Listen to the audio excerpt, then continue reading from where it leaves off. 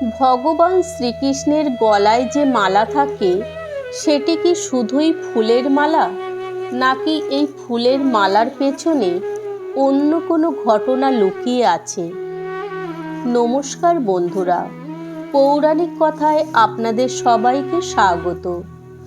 আজ আমি আপনাদের জানাবো কজন দেবতা ফুল রূপে শ্রীকৃষ্ণের গলায় মালা হয়ে আছেন।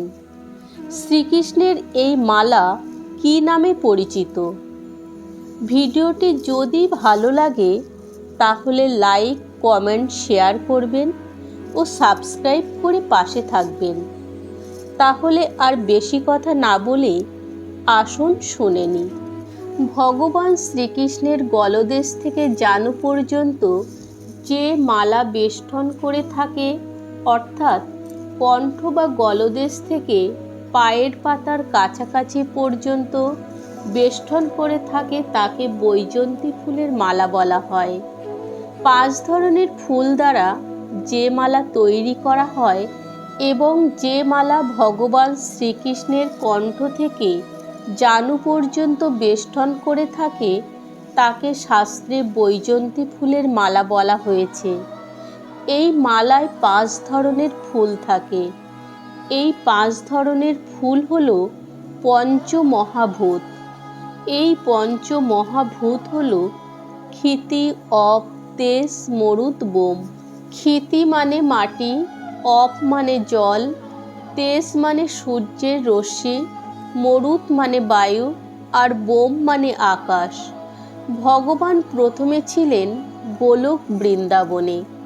ভগবান শ্রীকৃষ্ণ যখন গোলক বৃন্দাবন ত্যাগ করে নিত্য বৃন্দাবনে আসবেন, তখন সমস্ত দেবদেবীরা ভগবানের পিছু নিয়েছিলেন। ভগবান শ্রীকৃষ্ণের গলায় যে 5টি ফুল দিয়ে মালা তৈরি করা হয়, এই 5টি ফুল 5 ধরনের ভক্ত। ভগবান যখন গোলক বৃন্দাবন থেকে নিত্য বৃন্দাবনে আসবেন, তখন সব দেবদেবীরা লাইন দিয়ে দাঁড়িয়েছেন। তখন ভগবান শ্রীকৃষ্ণ বললেন, এ কি, তোমরা সবাই যমুনার তটে লাইন দিয়ে দাঁড়িয়েছ কেন? তখন সব দেবদেবীগণ বলতে লাগলেন, প্রভু, আপনি যে গোলক বৃন্দাবনে থাকবেন না, আমরা সেখানে থেকে কি করব?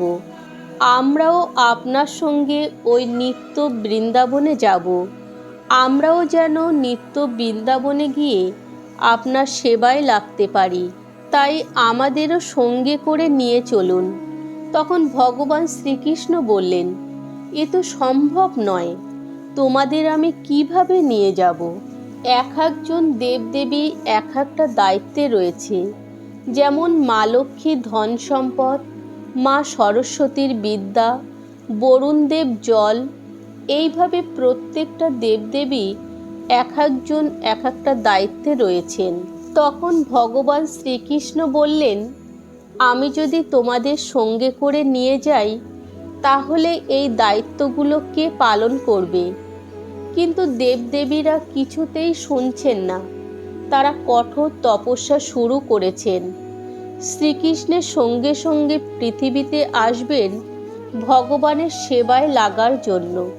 সেই জন্য প্রথমে বসে আছে ক্ষিতি, মানে ভূমি। এই ভূমি দেবী প্রথমে বসে আছেন। ভূমি দেবী এমন কঠোর তপস্যা শুরু করেছেন যে ভগবান শ্রীকৃষ্ণ আর থাকতে পারছেন না। তখন শ্রীকৃষ্ণ ভূমি দেবীকে বললেন, ভূমি দেবী, বলো তুমি কি চাও? কেন তুমি এমন তপস্যা করছো? তখন ভূমি দেবী বলল, প্রভু, আমিও আপনার সঙ্গে নিত্য বৃন্দাবনে গিয়ে আপনার সেবায় লাগতে চাই। তখন ভগবান শ্রীকৃষ্ণ বললেন, বলো তুমি কী রূপে আমাকে সেবা দিতে চাও? তখন ভূমি দেবী বলল, প্রভু, আমি সদা সর্বদা আপনার সঙ্গে থাকতে চাই। তখন কৃষ্ণ বললেন, আমার সঙ্গে তুমি কোথায় থাকতে চাও? প্রভু, আমি সদা সর্বদা আপনার কণ্ঠদেশেই থাকতে চাই, আপনার বক্ষ দেশে থাকতে চাই। তখন শ্রীকৃষ্ণ বললেন, ঠিক আছে, তাহলে তুমি বৃন্দাবনে চলে যাও। তোমার এক অংশ দিয়ে সৃষ্টি হোক শিউলি ফুল। শিউলি ফুল ঝরে ঝরে মাটিতে পড়ে, তার সত্ত্বেও শিউলি ফুল মাটিতে পড়লে দূষিত হয় না। তাই ভূমি মাতার অংশ থেকে সৃষ্টি হলো শিউলি ফুল। এবার অপ মানে জল। বরুণদেব বসে আছেন, তিনিও বললেন, প্রভু, আমিও তোমার বক্ষ দেশে থাকতে চাই, আমিও তোমার সেবা থেকে বঞ্চিত হতে চাই না। তখন ভগবান শ্রীকৃষ্ণ বললেন, ঠিক আছে, তুমি যাও। যেহেতু তুমি অপ জলরূপে পরিচিত, তাই তোমার অংশ থেকে সৃষ্টি হোক পদ্ম। তাই জলের অংশ থেকে সৃষ্টি হলো পদ্ম। এবার তৃতীয় তেজ অর্থাৎ সূর্য। সূর্যদেব বসে আছেন, তিনিও বললেন, প্রভু, আমিও যেতে চাই, তোমার সেবা থেকে বঞ্চিত হতে চাই না। তখন শ্রীকৃষ্ণ সূর্যদেবকে বললেন, ঠিক আছে, তুমিও চলে যাও বৃন্দাবনে। তোমার অংশ থেকে সৃষ্টি হবে গুঞ্জ ফুল, চন্দ্রমল্লিকার মতো দেখতে। সূর্যদেবের থেকে সৃষ্টি হলো গুঞ্জ ফুল।